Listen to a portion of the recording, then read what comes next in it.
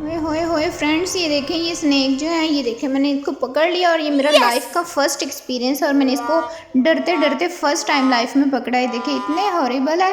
वो अल्लाह कहीं मुझे काट ना ले, अल्लाह मुझे बहुत डर लग रहा है। और ये देखिए सॉफ्ट भी और हार्ड हुए, इतना सर्दी की वजह से बिल्कुल जो हार्ड हो चुके हैं। और ये देखिए इनकी लेंथ भी तकरीबन 6 या 7 फीट होगी आई थिंक। और ये बहुत ज़्यादा हैवी है, मैं उठा रही हूँ और साथ में मुझे इतना डर लग रहा है कहीं मुझे काट ना ले पाँव पे। ये देखें, हाय अल्लाह।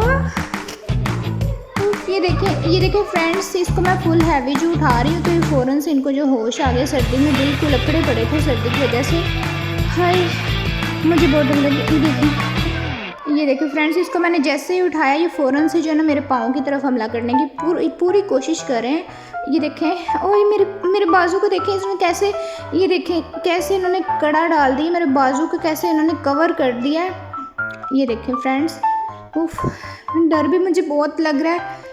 हाय ये देखें खुद ब खुद जो है ना नीचे को सिरकते जा रहे हैं अपना बचाव के लिए। ये देखें फ्रेंड्स,